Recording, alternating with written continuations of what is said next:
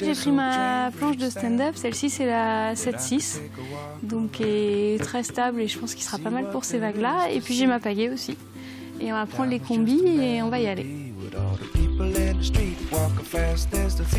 Séance de stand-up paddle pour Caroline Angibault, devenue vice-championne du monde de la discipline il y a quelques semaines au Nicaragua. Un nouveau titre pour la Sablaise qui a baigné dans le sport de glisse depuis toute petite. Après le surf, le bodyboard ou encore le wave ski où elle a terminé 8 fois championne du monde, c'est en 2012 qu'elle se tourne vers le stand-up paddle. Mon frère faisait déjà du stand-up lui après avoir fait du wave ski également. Et il m'a proposé d'essayer sa planche. Les premières fois, j'ai pas spécialement aimé.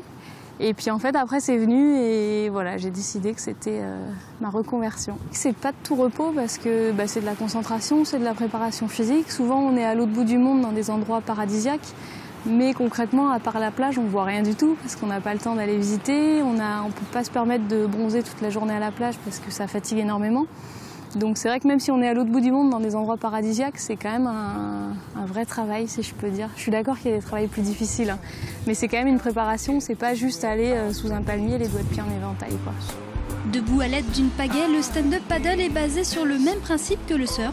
En compétition, les participantes ont 20 minutes pour surfer une série de vagues. Généralement, on est 4 filles à l'eau en même temps, c'est des séries qui durent 20 minutes. Il y a des juges au bord qui attribuent des notes de 0 à 10 sur chaque vague surfée. Et à la fin de la série, on prend en compte les 2 meilleures vagues de chaque compétitrice. Et celle qui a le meilleur total passe au tour d'après, la deuxième aussi. Et les 3e et 4e sont soit éliminés, soit en tour de repêchage.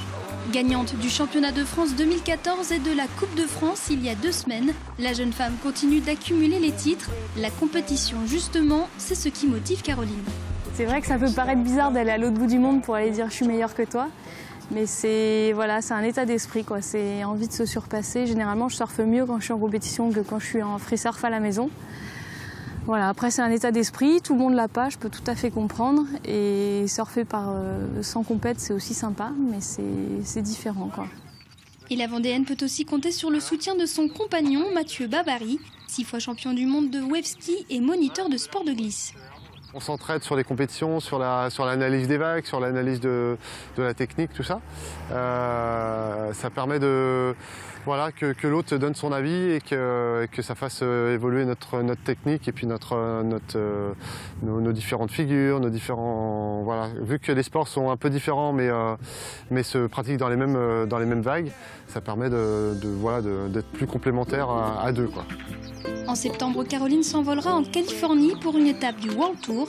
En attendant, la vice-championne du monde de stand-up fera découvrir la discipline dans son école à Brême-sur-Mer.